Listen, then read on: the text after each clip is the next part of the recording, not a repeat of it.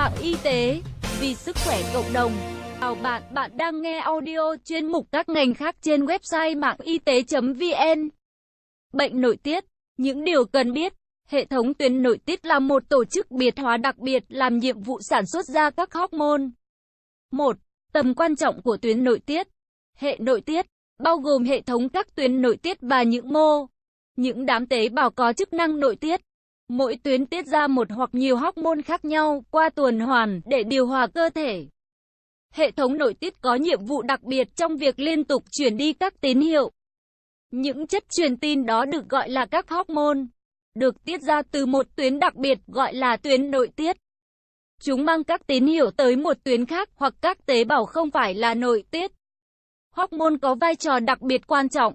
Nó góp phần quan trọng vào quá trình điều hòa hầu hết các chuyển hóa trong cơ thể, như điều hòa nhiệt độ, cân bằng cơ thể khi có stress, điều hòa đường huyết, vân vân.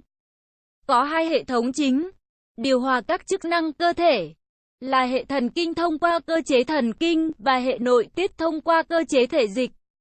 Hệ nội tiết bao gồm các tuyến nội tiết nhỏ, nằm rải rác không liên quan về mặt giải phẫu nhưng lại liên quan rất chặt chẽ về mặt chức năng.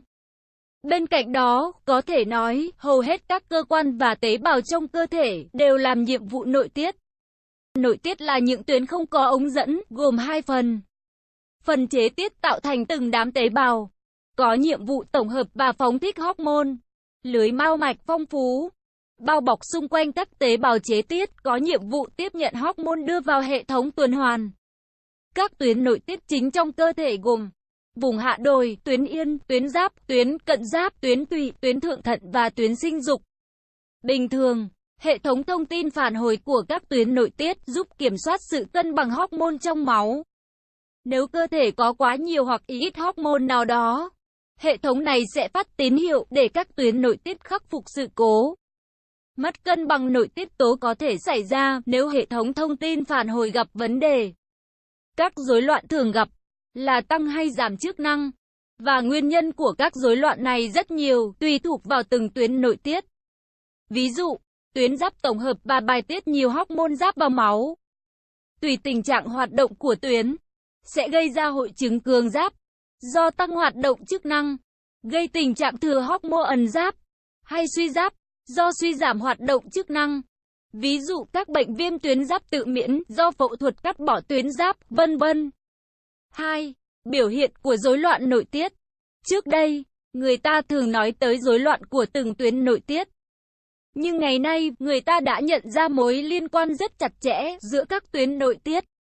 Do vậy mà những biểu hiện của rối loạn nội tiết trong lâm sàng rất phức tạp. Nhưng tự chung lại, có hai hội chứng lớn của rối loạn này là cường chức năng và suy chức năng. Có rất nhiều biểu hiện liên quan đến rối loạn nội tiết tùy thuộc vào từng tuyến. Nhưng có những dấu hiệu chung mà khi người bệnh nhận thấy thì nên đi khám bệnh ngay, như tăng cân, sụt cân bất thường, uống nhiều, tiểu nhiều, vết thương lâu lành, vân vân. Rối loạn nội tiết gây ra nhiều bệnh nguy hiểm, một số bệnh thường gặp hiện nay như đái tháo đường type 2, suy giáp, cường suy tuyến thượng thận do bệnh lý tự miễn hoặc do thuốc, suy tuyến yên, vân vân. 3. Các bệnh thường gặp do rối loạn nội tiết chuyển hóa. Đái tháo đường type 2. Đây là căn bệnh khá phổ biến và đang đà phát triển mạnh, tuy nhiên, đa số người mắc lại không hề biết mình có bệnh.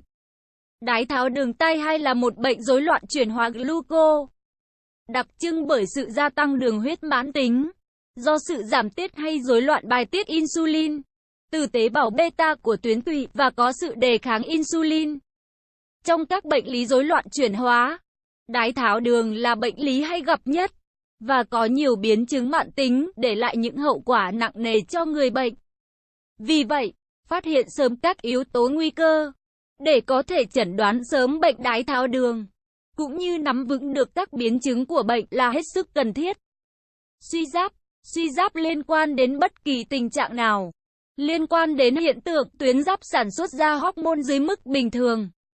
Suy giáp dẫn đến nhiều rối loạn với các biểu hiện mệt mỏi, giảm khả năng gắng sức, có khi tăng cân, sợ lạnh, da khô và thô, da tái lạnh, tóc dễ rụng gãy, rụng lông mày, lông nách, lông mu thưa, phủ niêm mạc toàn thể, da mỡ, trông láng bóng, thâm nhiễm các cơ quan như mi mắt, nặng mí mắt, lưỡi to dày, thanh quản, nói khàn, khó thở, cơ, gây dạ phì đại cơ, dễ bị táo bón, nhịp tim chậm, tim to, tràn dịch màng tim. Nếu suy giáp nặng, có thể suy tim, nhất là khi có thiếu máu đi kèm, suy nghĩ và vận động chậm chạp, nói chậm, trí nhớ giảm.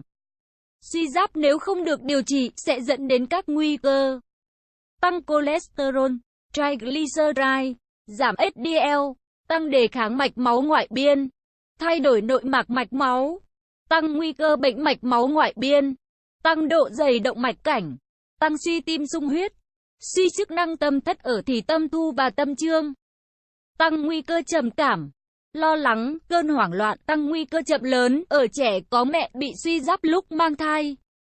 Cường giáp là tình trạng dư thừa quá nhiều hormone tuyến giáp trong máu. Sự dư thừa nồng độ của hormone giáp làm tăng chuyển hóa và tăng nguy cơ bị những bệnh khác như bệnh tim, loãng xương và những rối loạn chuyển hóa khác. Ngoài ra, sự dư thừa hormone giáp còn gây ra những rối loạn về tâm, thần kinh, rối loạn tiêu hóa và các rối loạn tình dục, lãnh đạm tình dục, rối loạn kinh nguyệt ở phụ nữ, giảm ham muốn, rối loạn cương dương ở nam giới, vân vân. Khi bị cường giáp có các biểu hiện căng thẳng và kích thích, đánh trống ngực và tim đập nhanh, run rẩy, sụt cân hoặc tăng cân, tăng số lần đi cầu hoặc bị tiêu chảy, phù nề phần thấp ở chân hoặc bị liệt đột ngột, khó thở khi gắng sức, rối loạn giấc ngủ, thay đổi thị giác, sợ ánh sáng hoặc nhạy cảm với ánh sáng, kích ứng mắt kèm với tăng tiết nước mắt, nhìn đôi, lồi mắt, mệt mỏi và yếu cơ, vân vân.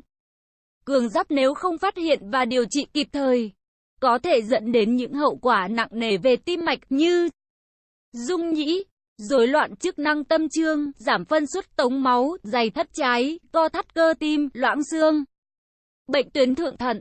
Bệnh suy tuyến thượng thận mãn tính, còn gọi là bệnh suy thượng thận mạn hay bệnh Addison.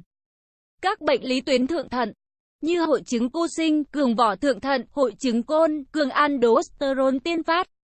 Bệnh Addison suy thượng thận tiên phát, thường bị bỏ qua, do các triệu chứng không điển hình, hoặc bệnh nhân hay thầy thuốc không để ý, cho đến khi người bệnh đến đã ở giai đoạn muộn, như tai biến mạch não suy tim, hoặc khi u đã quá to, gây tổn thương nặng nề cho người bệnh.